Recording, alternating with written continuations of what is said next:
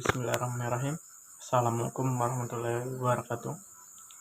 Pertama-tama, marilah kita panjatkan puji syukur kepada kehadirat Allah Subhanahu wa Ta'ala, di mana pada kesempatan kali ini kita masih diberikan kesempatan sehingga masih bisa kumpul di tempat yang berbahagia ini.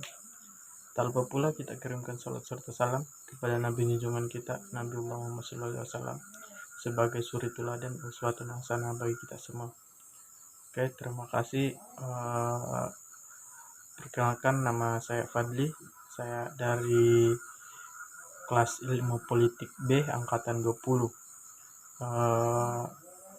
Tujuan untuk membuat video tugas ini adalah salah satu syarat untuk memenuhi tugas akhir semester politik agraria, mata kuliah politik agraria. Oke, mungkin 5 menit ke depan saya akan menjelaskan secara singkat atau terperinci dari apa pengertian dari agraria dan turunannya. Istilah agraria mengacu kepada hal-hal yang berhubungan dengan tanah atau kepemilikan tanah, terkhususnya kepada hak penguasaan dan hak pengelolaan. Kata agraria berasal dari bahasa Latin yang berarti ager, yang terdapat tanah, air, mineral, dan pemukiman. Kata agraria dalam hukum Indonesia mempunyai pengertian yang lebih luas ketimbang sekedar meliputi aspek-aspek yang berhubungan dengan tanah atau yang berkaitan dengan tanah.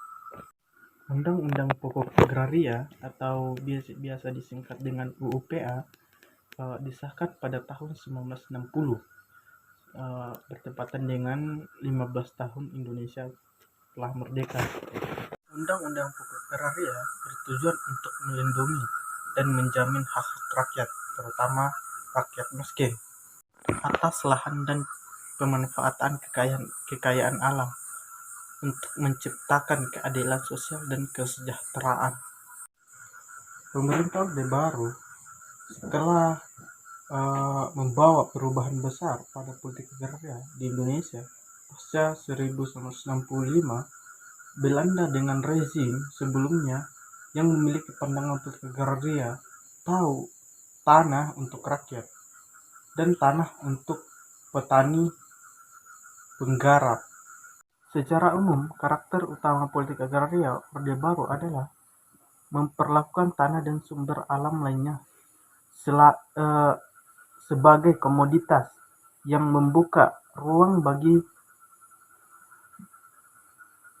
perusahaan dan investasi skala besar ke dalam wilayah pedesaan dan penyingkiran kebutuhan tanah bagi rakyat. Pada umumnya, bersamaan dengan alasan politik untuk mencegah berkembangnya reform yang bertujuan menyeimbangkan pola penguasaan tanah di Indonesia. Meskipun pemerintah Orde Baru tidak memiliki kepedulian untuk membatasi kepemilikan tanah individual dan mendistribusikan kelebihan tanah milik pribadi, namun alokasi dan alokasi restribusi tanah yang diklaim sebagai tanah negara kepada petani kecil melalui program transmigrasi dan PJR BUN dinyatakan sebagai kelanjutan program land reform. Lihat perlindungan pada tahun 1994 1 sampai 29. Secara keseluruhan selama Orde Baru dan kurun waktu 1969 hingga 1997, sekitar 2,2 juta hektar tanah didistribusikan kepada 1,1 juta keluarga melalui berbagai skema transmigrasi. Tanah yang dialokasikan untuk keluarga, proyek transmigrasi secara keseluruhan pasti lebih dari angka tersebut, karena angka di atas tidak memasukkan tanah yang dialokasikan untuk fasilitas umum yang disediakan di setiap lokasi transmigrasi, berdasarkan dan resmi Departemen Transmigrasi. Sejak Pelita 1 hingga tahun kedua Pelita 4,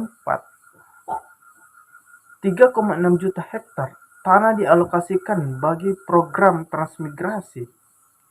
Walaupun menurut data yang sama, hanya sekitar 43% saja yang digunakan secara efektif. Orde Baru menganut pola pertumbuhan ekonomi kapitalis sebagai tujuan utama pembangunan. Tanah dan sumber alam adalah objek yang harus dieksploitasi seintensif mungkin. Pemberian izin konsesi kehutanan dan pertimbangan besar merupakan bagian tak terpisahkan dalam proses ini. Umumnya dipicu oleh penggusuran yang menyebabkan terjadinya pola pelanggaran serius terhadap hak asasi manusia. Sebagian besar mengutamakan pembangunan atau kepentingan ekonomi nasional. Di Indonesia, paling tidak dapat ditemukan dua jenis ketimpangan distribusi tanah. Pertama, ketimpangan antara penyediaan lahan untuk kegiatan ekstraksi dengan tujuan mencari keuntungan bagi perusahaan-perusahaan besar. Tanah ini terlihat sangat mencolok dan bertumpung tindih dengan kebijakan pembagian wilayah. Industri kehutanan adalah salah satu sektor investasi yang menjerit pada dekade pertama masa Orde Baru dan tumbuh secara cepat pada 2 dekade berikutnya. Hingga tahun 90-an, melalui kemudahan fasilitas dari pemerintah dalam rangka pertumbuhan ekonomi. Oke, terima kasih. Mungkin itu saja penjelasan singkat yang bisa saya angkat dalam buku 6 Ketimpangan. Dengan hal ini saya bermohon permintaan maaf sebesar-besarnya apabila ada kesalahan dalam pembuatan video tugas ini. Terima kasih. Saya ucapkan wabillahi taufiq wal hidayah. Assalamualaikum warahmatullahi wabarakatuh.